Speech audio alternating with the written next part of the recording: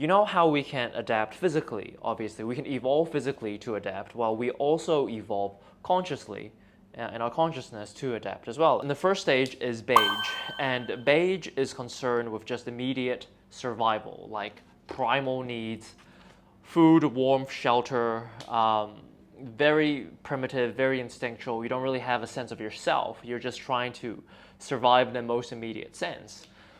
We don't really have this in our modern day because usually we're like pretty safe, right? Except if you're in a war zone, or I guess you're like camping and there's a bear or something, then you're kind of in a beige mode. But also, I think anytime you're in like a fight, flight, freeze, or fawn response, whether that is from a bear or it's from your rent being due or it's from your boss or whatever, and you kind of go into just like you kind of lose your shit, right? And you just go into immediate survival mode, then that would also be considered beige. Like hoarding toilet paper is also a beige behavior. When we were in COVID and we were panicking, losing our shit, and for some reason we started hoarding toilet paper, like that's also a beige level behavior. Once our immediate survival has been secured, then we evolve into purple, where we band up and we form tribes. Yeah, and again, you don't really see this much now in modern day, except like very secluded tribes in like Papua New Guinea or like the North Sentinel Island, right? Like very sort of primitive tribes. But originally, when we came into the stage from beige, we didn't really understand much about the world, but we were trying to figure things out so we can, kind of predict things and understand cause and effect. So we came up with a bunch of stories that we thought was how the world worked. Now, if we look at the stories of our, initial purple ancestors, we might think it's a bit silly and like superstitious. But, for example, back then they thought, they had to sacrifice like animals or something to please God, so that the gods would be happy, and then we wouldn't get bad weather and we would have a good harvest or a good crop or something. I guess a lot of like superstitious thinking based on not really understanding how the world worked. Eventually we were kind of like, okay, I mean, some of these rituals are kind of silly. They seem kind of dumb. I don't think it's actually necessary. And we start following these rituals because we feel like we have to, because we feel like if we don't do it, something bad's going to happen, when it's not really the truth, right? So, eventually some people, they evolve high enough, they're like, you know what? Fuck this shit. Screw you guys, I'm going home. And they sort of broke off from the tribe and they decided to just do their own thing. They're like, well, I know what I'm doing. I have the power and the autonomy to do what I want in my life, so I'm just going to do what I want. So then we evolve into red, where it's very much that. It's like, well, if I have the power to do what I want, if I can take what I want, then I'm just going to do it. Like regardless of your traditions and your rules, it's like, if I can physically do it, if I'm strong enough and powerful enough to do it, then I am going to do it. So this is the age of like conquerors, empires, warlords, tyranny, people just like killing each other for dominance, Lord of the Flies kind of shit. That's the level of red that we evolve into after purple. And again, we don't really see this nowadays because, we're sort of living in more of a civilized democratic society or what have you. But, like if you look at places like maybe like North Korea, for example, or the way that Donald Trump is maybe ruling America right now, you might be like, okay, that seems a bit like a red behavior, right? It's this tyrant, tyrannical dictatorship kind of vibe where it's like, fuck you, I can do what I want, I'm strong, so I'm gonna do it, and fuck kindness, fuck rules, fuck protocol, fuck traditions. I'm just gonna take what I want because I have the biggest stick. But like eventually shit hits the fan, right? Like it gets too crazy and people are like, well, yeah, we can do that, we can be like wild wild west all the time, right? But eventually it gets so crazy and chaotic that it's really not helpful for society. Like we cannot function. It's like it's too crazy now. We need some rules. We need some ground rules to control the chaos and the anarchy. So then we evolve into blue, which is what it is. It's structure, it's government, it's democracy, it's law, it's justice, and it's religion, right? It's the start of actual functional society at its very onset. Right, so now we have laws and we have government. We have the justice to make sure that people aren't just going rogue and doing what they want, but they have to abide by the law. So while red was all about just me and my personal ambitions and my ego, blue is very much about the like the system, I guess, or the society, the structure, right? The government. It's less about you, but more about everyone. And while this is really good at containing red and curing a lot of the unhealthy habits of red, when blue gets too extreme, what happens is it's like the rules become so rigid and the religion becomes so dogmatic that people are imprisoned and they are suffering because of how rigid the system is. While the structure helped initially, when it's too far, it gets too tight and then it becomes a prison, right? And that's when blue becomes a problem. Yeah, and a lot of like rigid dogmatic religious issues that comes with religion is at very much a blue level. Yeah, and also if you look at cultures like Japan, there's a lot of like very like traditional conforming sort of aspect to it where it's very much less about the individual but more about everyone else. And that for me is quite a modern example of blue. Not that the entirety of Japan is blue, but I feel like if you want a modern country that sort of exemplifies a lot of sort of like overly rigid structural traits of blue, then I would say look at Japan. Okay, so then we evolve into orange, where we're like, okay, I don't want to rely on the government and these traditions that make no sense. Like blue is very much like, okay, we do it this way because we've always done it this way, even if it makes no sense and people don't think for themselves. They don't question the government, they don't question religion, they just do what they're told because that's just what's always been done, right? But orange is like critical thinking. It's a critical, innovative thinking where I'm like, okay, these traditions, they make no sense. We need better solutions. Like we can't just keep following what we've always done just because we've always done it. We need new things. We need innovation. So then this is the age of capitalism, free market, entrepreneurship, Silicon Valley, innovation, right? Where we come up with solutions and ideas, our own little governments, right? Rather than relying on the actual government, we create our mini governments called corporations that ideally provide a solution or some sort of benefit into the world. Right, it's like this freestyle, like red again. It's more like Wild Wild West, where anyone can create anything at any time that they feel like is beneficial to the people that would bring value, right? Rather than relying on the government to do everything for you. And also, because religion got out of control and it was super dogmatic and people couldn't think for themselves. And orange is like, well, that's really stupid, like we got to have our own thinking and our own truths, not just, what a book says. So science is also a very big part of orange where, we're gonna research the world and come up with our own evidence of what the world really is, not just what a book says. And we will live based on logic, facts, and reason, right? What is true, from an orange perspective anyway. Okay, which is all well and good, except when the entrepreneurship, rather than being like this noble act of trying to find solutions that make people's lives better on Earth, right?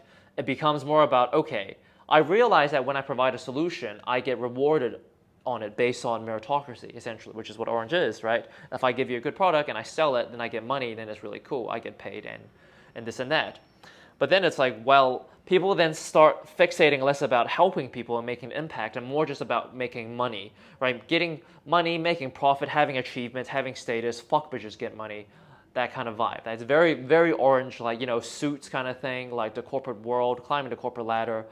Like South Korea is very much this vibe, very like sort of a surface based, like how do you look, what your status is. Well, I mean, most of Western civilization, I guess you can say, America, of course, as well, consumerism, things like that. And then in the pursuit of making money, we start exploiting ourselves, our workers, our environments, our minds, our psychology, like whatever we can to get ahead, to make a product that can sell. Even if the product isn't very good, we will make you think it's good. We'll convince you that you have an issue in which this problem solves. Like that kind of shitty marketing, like corrupt, greedy capitalism aspect of orange is what it develops into when it's unhealthy. And with science as well, it's like, yeah, I mean, again, it's a very noble cause. You want to find the truth, but then people get very dogmatic about science as well. Science becomes its own religion, and people again, they can't think for themselves. It's like everything is based on external proofs. It's like, I only do this because science says this, or I only do this because this expert says this, because these reviews say this movie is good. There's no sense of like inner compass. Like everything is very external. It's like Orange, I can say, is a very like outward. It's like very extroverted shell level where we're trying to curate the shell of everything external without really feeling of how we actually feel on the inside internally, right? It's kind of like, we sacrifice our heart so that our ego and our status and our mass can be improved. So then it's like, well, I've got the money, I've got the bitches, I've got the achievements, yet I still feel empty inside. What's going on? Boom, we go into green, which is all about the heart, right? Like green, the very typical green things, like the heart, the environment, love, relationships, empathy, caring, and stuff like that. So after we burnt out from all the hustle culture and the productivity, like ice baths, cryo chambers, 5 in the morning, breath work, like all the self-development shit to try and prove ourselves so that we can be enough and achieve things so we can get love. At green, it's like, well, maybe love isn't coming from something external, but it's something that we need to develop internally, right? Green's about the heart, it's about authenticity. Like, how do we really feel? It's like, sure, we have these things and that things and all of these achievements, but like at the end of the day, like, am I actually happy, right? It's like if I have all of these things in the world, but yet I feel dead inside and I don't have the time to enjoy them, like what's the point, right? So, we focus more on authentic relationships rather than networking so you can like find people that you can use, so you can step on them to get ahead. It's like green is about genuine connections with people. You're not just networking, but you're like genuinely connecting human to human, soul to soul, heart to heart, right? Rather than relying on external validation all the time to dictate what is good and bad for you, I suppose. Like green, it's about finding your own truth, right? Your own authenticity. Like what actually feels right for me, regardless of what other people say and what society thinks I should feel, right? How do I actually feel? What is my truth, right? What is real is a very green thing. And also there's like, a lot of healing, spirituality, like, I don't know, breath work, yoga, nervous system regulation, things of that nature, where essentially it's, again, to counter the bad things of orange, where we sacrifice our health for money and productivity. Now it's like, well, we fucked ourselves and we feel terrible. How do we reverse that? Well, we need to heal. And boom, here we go with green. Also, green is a lot about like activism, right? Okay, so we fuck the environment to make a buck, to make fossil fuels and stuff like that. Now we need to care about the environment, like let's ban plastic things, or get biodegradable straws, or 4-hour work week, for example, things like that. Well, 4-hour work week is probably more of a yellow thing, but yeah, it's like essentially like equality, inclusivity, diversity. It's like, oh, it's all white actors in Hollywood. Let's bring in some diverse casting, and boom, we have diversity now, and that's great, right?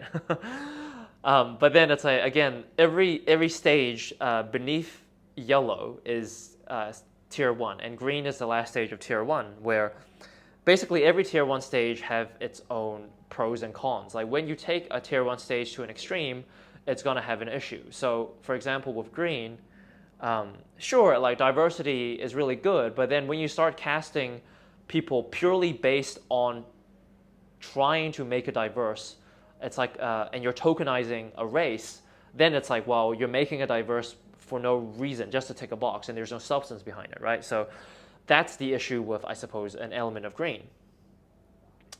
And also, like, there's a lot of, like emotional support here, right? But then when that gets too far, it becomes like emotional coddling, and then it becomes like cancel culture, and then people that become snowflakes and get really offended at every single thing, and no one can say anything without anyone getting offended, and everyone has to have these pronouns. If you don't say my pronouns, I hate you and you're a villain and I'm going to vilify you. Like, that is the dark side, the unhealthy shadow side of green, cancel culture, for example, right? And also a lot of spiritual bypassing, right? It's like, oh, orange is too masculine and it's too hyper-focused on individualism. We need to heal and community and love and everything like that, right? And feel good. But then when you don't have responsibility and accountability and pragmatism, A lot of that can lead to spiritual bypassing, which is another issue with like, modern day spirituality and also green. Like people start bypassing actual important things because there's a degree of delusion that they're trying to live through. If orange was too masculine and too hard, green, when it's unhealthy, it can be too feminine and too soft, right? Like codependency, for example, right? If orange was like hyper independence, then green would be like codependence. While Gary Vee, I would say, is more of an orange guy because he's an entrepreneur, he has a lot of elements of green where he talks a lot about like empathy, relationships, gratitude, love, right? Taking care of your health. Like he's really big on health. Like if you're dead, then you're out of business, that kind of thing, right? So, for me, like I feel like he's a very balanced dude and he's doing a lot of good shit for the world. And finally, like one of the maybe worst things about unhealthy green is, like I mentioned it before, but it's sort of just like us versus them mentality, where it's like, well, if you don't support our cause and you don't believe what we believe, and you conform, I guess, to our standards, what we think is the best, which again, it's their own bias and their own idiosyncrasy, then you're our enemy, there's something wrong with you, and you become a villain. And they start pointing their fingers. It's like, I'm right, you're wrong. How dare you do this to us? Like the Greta Thunberg kind of rage, where it can get a little bit like self-righteous, self-indignation or whatever, if you understand what I'm saying. You're imposing your own values onto the world, thinking it's better than everyone else's, when the degree you impose your own values, it's the same degree that, orange or blue may impose their own values, not realizing that they only have one slice of the pie, believing that their slice is the best, but because they can't see the bigger picture and the entire system and all the pieces of the puzzle, they're kind of stuck in their own little bubble and their own world, and thinking that what they have is the most important and it's the biggest thing, not realizing it's not, and it's only one part of the puzzle. And until you're able to see all the puzzle pieces and the whole picture, you're not able to actually solve it on an actual genuine systemic level that is able to fix things at its core. Which is what yellow is, and this is the beginning of tier 2. Yellow and turquoise is the final 2 stages, and yellow is an integration of all the previous stages where, like I said, it's like yellow looks at every component and they realize that every stage has their pros and their cons. And ideally in yellow, you take the pros of every stage, and then it's like you take the assertiveness and the leadership and the certainty of red. You take the entrepreneurship, the innovation, the pragmatism of orange. You take the love and the empathy and the consideration of the environment of green, and you mash it all together and you create this, and I guess the structure of blue, right? And you create this like beautiful cohesive system that's like, you're basically, it's like terrestrialization in Pokemon. You have all the elements, or you're the avatar that bends all the elements, right? It's like before, in tier 1, it's like you're the fire nation or you're the water nation. You're like, my element is the best element, when it's just, one of the 4 elements, where in yellow, you become the avatar, or we become the avatar, and we bend every element, and we try to bring balance and harmony to all the elements. Essentially, that's what yellow is. So, for example, it's like, well, plastic is bad, we shouldn't have plastic, and let's ban all plastic straws, right? But then it's like, well, plastic straws are really convenient, and a lot of, I guess, businesses need them to sell their drinks or whatever. If we ban them outright, then you might really hamper a lot of businesses, and that's not good for the businesses and the workers, and that will have its own effects, right? So how do we deal with that? Well, what if we invent a straw that's biodegradable, right? So it's like, it's good for the environment, it's biodegradable, and it's as easy and as affordable to make and purchase as plastic straws, right? Then businesses can still have the convenience of the straws, customers can have the straws, and it's good for the environment. Or we invent a new type of plastic that is biodegradable, period. Then we can replace all plastic bags, whatever plastic, with the new material that has convenience and environmentalism. Or, for example, it's like, well, okay, in orange, people are working too hard in their companies and they're burning out. So we need to make they need to work less, right? They need to work less, take care of themselves, enjoy their lives. Otherwise, there's no point. If our employees are dead and tired, they're not going to be very productive. They're not going to do very good work. So how do we solve that? Well, let's try a 4-day work week. Let's see if that works, right? Like, we don't know if they're going to slack off and do less work, but we got to try it, right? Boom. So we do try it, and it turns out basically every time 4-day work weeks have been implemented, it does work. Not only are employees happier, but actually, surprisingly, even though they have 8 less hours of work, they have a less day, productivity is still really good, if not better. So, it's like you have the health of the employees, like the green aspect, right? But then you also have the productivity of the company, the orange aspect. So essentially at Yellow, we look for win-win solutions as much as possible. We try to consider every perspective as much as we can, and we try and find a perspective that solves for everything.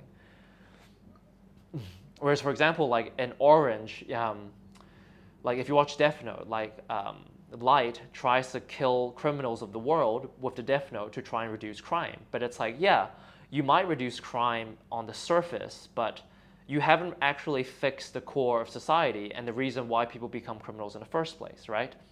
Like maybe on the surface crime rates would reduce, but it doesn't mean that humanity has actually improved or evolved. It's just that maybe the behaviors and the expressions of crime will just become more covert, where Death Notes won't be able to detect them, or it's like someone might be really sick, or someone might be really overweight, and you give them liposuction to drain the fat out of their system. They're like, okay, well, we're not fat anymore, right? But then you don't consider the lifestyle reasons of why they keep gaining weight. And then Yellow is like trying to get to the core of everything and solve it at that level, so that it actually gets truthfully solved. Can we be kind but also practical? Can we have science but also spirituality? Environmentalism but also make profit for our company? Can we be productive but also have our well-being? Can something be entertaining but also educational, right? We combine things, we're like this mishmash alchemist of trying to make things work. Yeah, essentially it's like, we put our pride aside. Instead of being like fire is the best and water is the best, it's like, look, I understand I'm just an element in the grand scheme of all elements. I'm not better or worse than you. We're all equal. I understand that. Let's look past our pride and work together as brothers and sisters in arms and really create something beautiful, right? Like that's that's the vision and ideal of Yellow. Most places right now is like orange, green, and maybe a little bit yellow. I feel like Scandinavia in general is probably the most progressive country in the world, maybe the closest to yellow overall.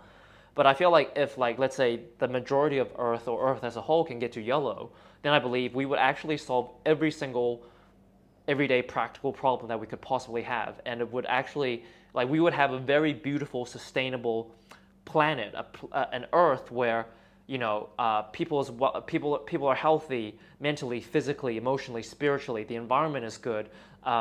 They have purpose. Where we're making genuine stuff in the world that makes our lives better and makes us happier. It's like everything is good. We're fed. We're happy. We have purpose. Heaven on earth kind of thing. But then it's like, actually, if you want to develop even further,